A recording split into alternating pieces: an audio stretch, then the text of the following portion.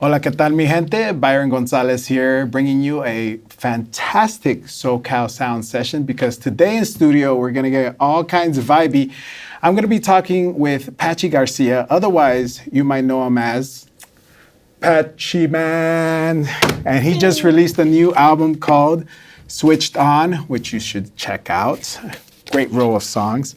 So without further ado, aquí tenemos a Pachyman. ¿Cómo estás? Bien, ¿y tú? Un placer de al fin tenerte aquí. Sí, ¿verdad? En persona. We did it. We finally did it. Yeah, man. I've been following you since the return of, and then I discovered that you had other releases, and it's just like so much good music, so much good reggae. I'm a reggae fan myself, but before we get into the music, I want to know a little bit about you.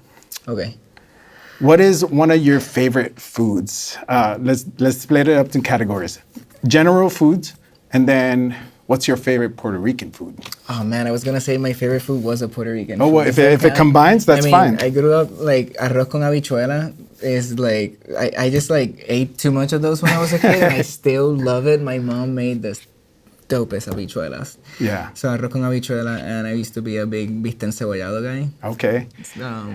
Yeah, that was my thing. I do also love a lot of different Asian cuisines. Now that I live in Los Angeles and there's like so much to... Japanese, Korean, so much. Everything, and Chinese food. But my heart is in comida criolla, man. Okay. Yeah, it's awesome. I mean... It's a good question. Thank you. I know, I love food, so I just love talking about it. What would you recommend out here in LA, like a Puerto Rican restaurant? Man, there's like, everyone knows about mofongos when they first moved to LA from Puerto Rico because it's like one of the few ones, but it's just like, there's not a lot of Puerto Rican cuisine. Really? Yeah. Okay. I think there's one in the Smorgasburg place in downtown. I don't know if it's like still very there anymore. Specialty, right? Yeah, it's very specialty and like, but yeah, it's just not a lot of Puerto Rican foods out here and they all end up closing. It's sad. Oh, man. Mofongos is like the only one we could get. There's a lot of Cuban food, though. Yeah, a lot of great ones. Yeah. It's all Caribbean, right? When you were growing up, what would you say is like your earliest memory of an album that you really latched onto and couldn't stop playing? Dude, Café Tacuba Re. That record, that was, I remember my brother bought that CD and I was like super young when it came. Well, I mean, I wasn't super young, but like, I was pretty young. And I got obsessed with it. It was particularly, I think the song, oh man, I forgot. There was a song in particular on that record that I just like got obsessed with. So I was like, dude, can you please burn that on a tape for me? Burn it on a tape. That's very aging yourself. Recorded the tape, wasn't burning yet. Yeah. Burning came after. And when he gave me that tape, I would obsessively listen to it from top to bottom. It's an incredible record. I mean, Café Tacuba. Yeah. Tremendo. Increíble. It's just incredible the way that record starts. And then I remember that the MTV Unplugged came out, and my brother was watching it with his girlfriend. I was like, oh my god! And like I like eventually bought it like I don't know 15 years later. Or, when I was buying music DVDs, and I'm like I found it. I'm like, oh, I gotta buy this. I wonder what it was. Not really remembering that I saw it when I was a kid and I put it on. I was like, oh, it's incredible. So would you say Café Tacuba was like that band that influenced you to be a musician? In a way, yes, but at the same time, there's like other things. I think like what influenced me to like really get deep on music was like the first time I was with my parents in the car. And I think it was younger than than Café Tacuba, than that era. I like heard a jazz guitar on the radio, kind of like now in retrospective, it sounds like kind of like Wes Montgomery vibe. Okay. And I was like, Mom, what's this? And that's like, oh, this is jazz. So jazz was like your first foray where you're like, oh, this is dope. That was like amazing. And then like Café Tacuba happened, but I think what really kicked it up was Nirvana. Yeah, I think when it Smells Like Teen Spirit, when I saw that on TV, I was like, I want to play guitar. That's cool. And now you play all the instruments. Yeah, I started playing guitar and then like I was like, it's not for me. Eventually, like years later, I was like, it's not for me. But it was the first song that I learned was Smells Like Teen Spirit. That's super cool. Yeah. This next question is not music related, but maybe it is. What is a hidden talent that you have? Like it's like super useless, but you think it's super cool.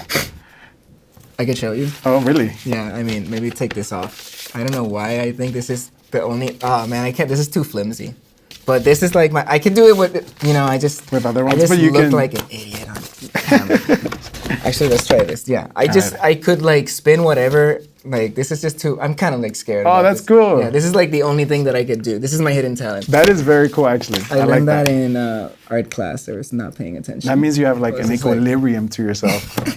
You're very centered. But I can't do it with a basketball, though. Oh. No round surfaces, only flats. That's your kryptonite, the basketball? Yeah, it's like, oh! Stupid. That's hilarious, man. Well, now we got to know you a little bit more. We know who Pachyman is. But now... Okay, they can spin flat surfaces on it. We're going to talk about Switched On. I do want to know, like, you know, your song Trago Coqueto is about, like, memories that come to you when you... drinking limón y jengibre. But how about when you hold this album? What memories come to you? I remember this alley in Echo Park. That was in Echo Park? Yeah.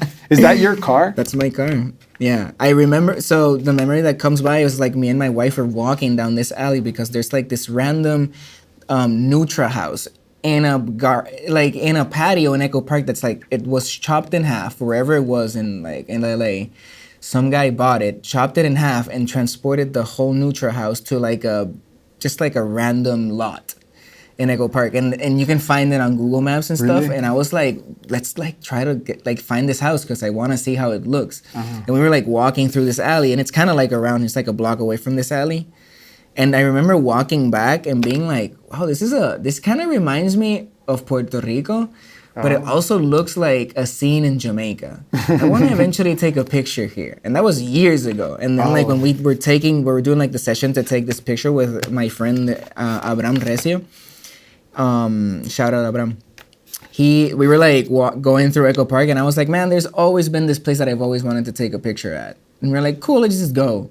And it ended up being my favorite picture of the whole session. I was like, that's it. That's the picture for the record. For the album. Yeah. That's awesome. I mean, it does look very like Central American, Latin American type of vibe. It's, to me, just because I've only been to Costa Rica, it very reminds me of Costa Rica. It's got that Caribbean vibe. It's like, and like when you're walking, when you're walking in there, it's like, oh wow, this is a beautiful, beautiful alley. You're like, is this even LA at this point? So yeah, man, congratulations on this album. You're about to start a tour.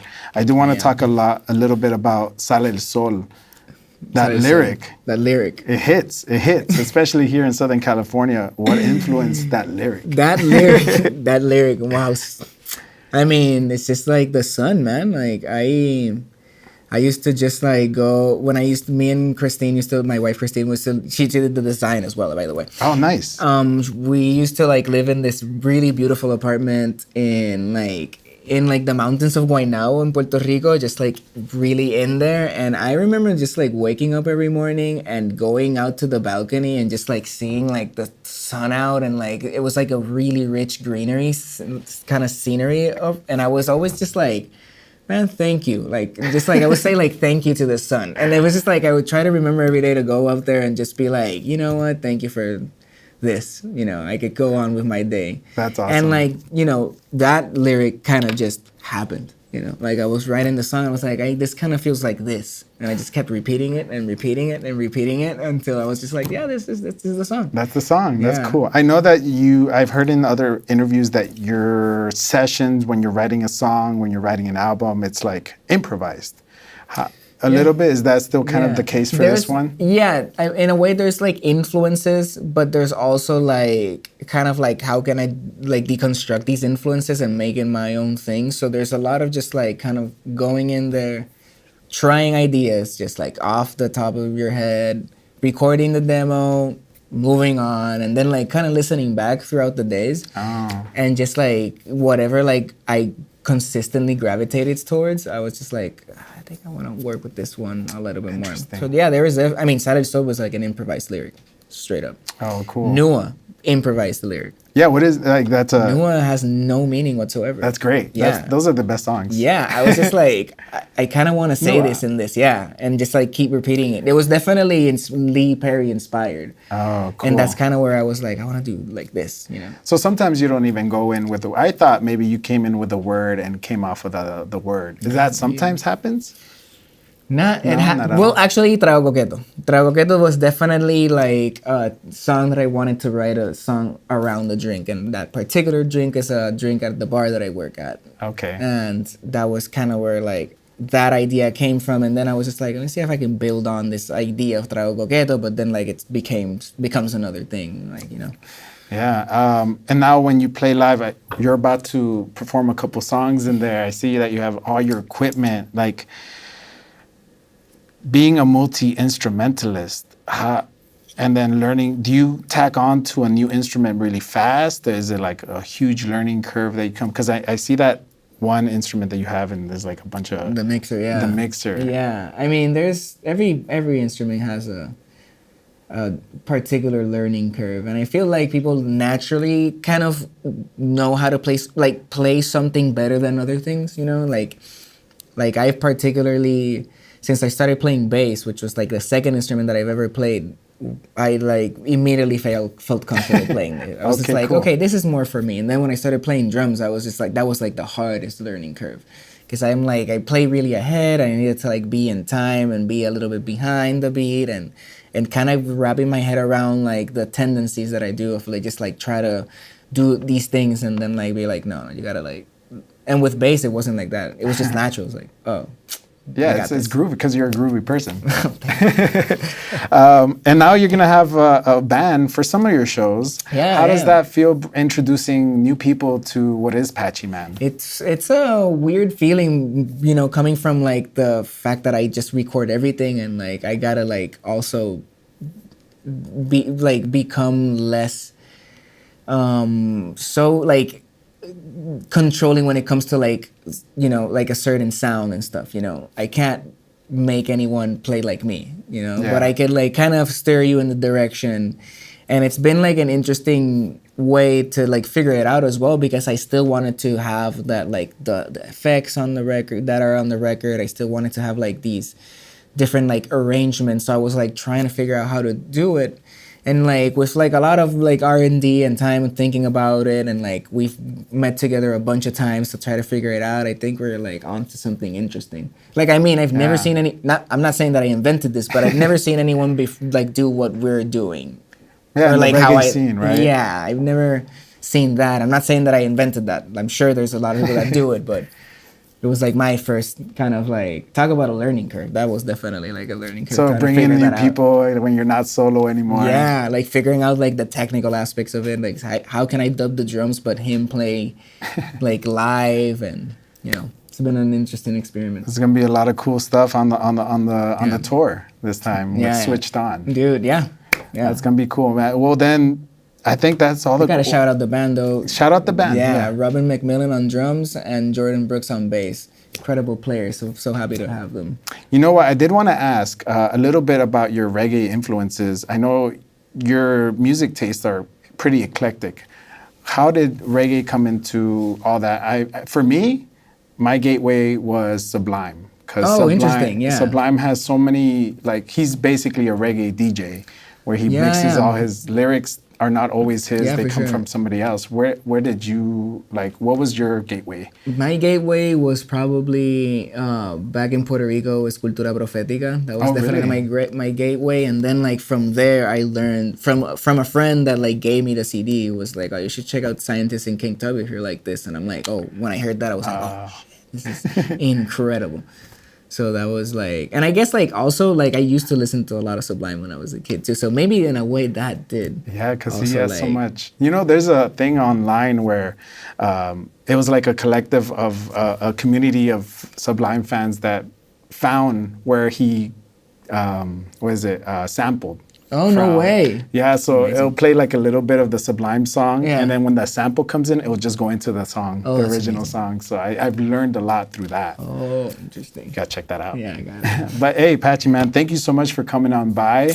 I wish you luck on the tour. It's gonna be another fantastic tour, and you're gonna be here in LA, right? Can you remind me what date you're gonna be here in LA? It's November 9th at the Belasco. I'm opening for Alton Goon. Oh, cool.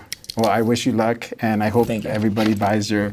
the vinyl is available everywhere now. Go check it out and get switched on to Pachyman. Thank you for having me. Un gusto.